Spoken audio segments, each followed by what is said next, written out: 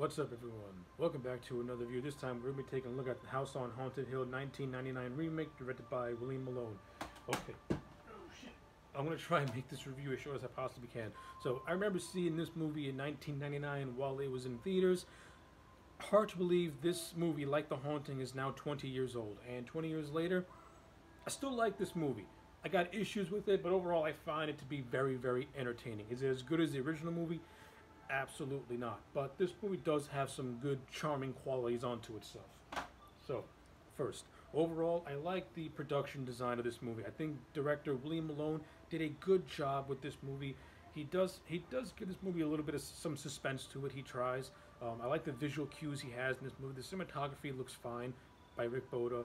So and like I said, and I love the overall look of the house in general. And I like the story of this house being an asylum.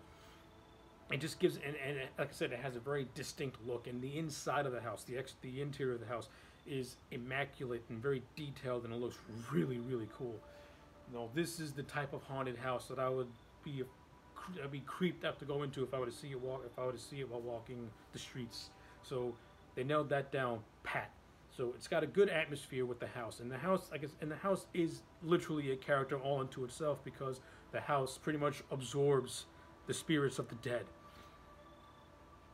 So this movie does not hide the fact that these ghosts, unlike the original movie, these ghosts are real. So the characters are in peril, and I also like how this movie is, a little bit self-aware with itself. And like I said, this movie to me has the humor of the original movie. While the humor in the original movie was much more subtle, and that movie tried to go for scares, this movie has that Scream template to it, where it's more self-referential and the humor kind of undercuts the terror a little bit in a lot of scenes, which kind of makes it very uneven with its tone. And that's something that I think this movie should have studied the original movie better when it came to its humor. But I can't put too much of a negative value to that, because a lot of the funny moments in this movie comes from my two favorite actors in this movie, which be Jeffrey Rush and Chris Kattan. Jeffrey Rush playing Stephen Price, whose character is based off the Vincent Price character from the original movie, and of course Jeffrey Rush himself's entire look and name is a nice homage to Vincent Price himself, which is fantastic. But as a performance, Jeffrey Rush to me is the star of this movie. He steals the show. Every scene he's in, he's fantastic. He's clearly chewing the scenery. He has a sleazy charisma that he brings to the character of Stephen Price, who is a amusement park tycoon type deal.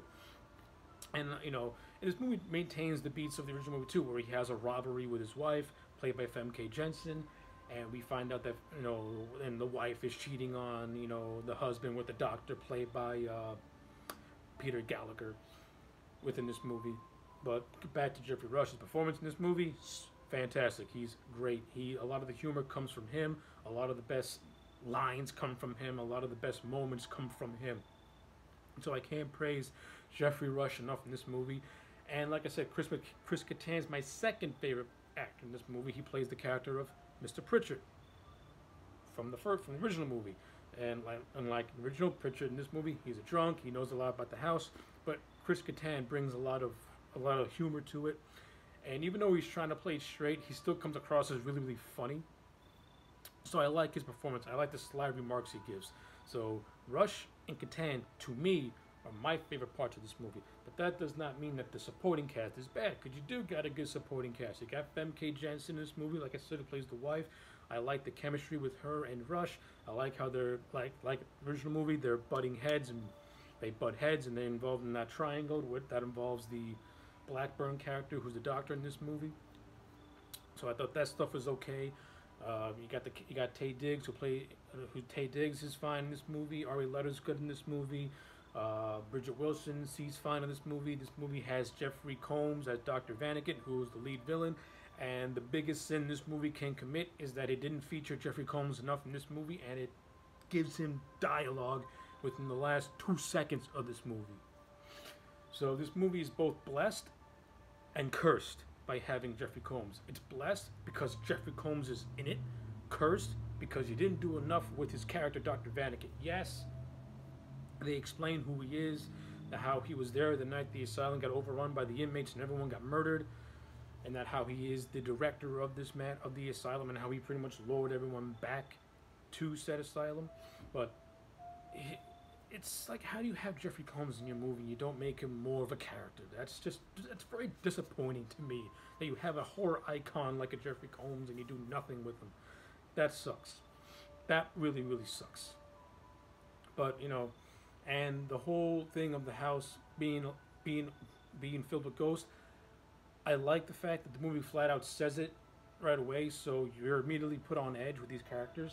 I just don't like the fact that at the end, that the overall reveal is extremely disappointing. It's CGI.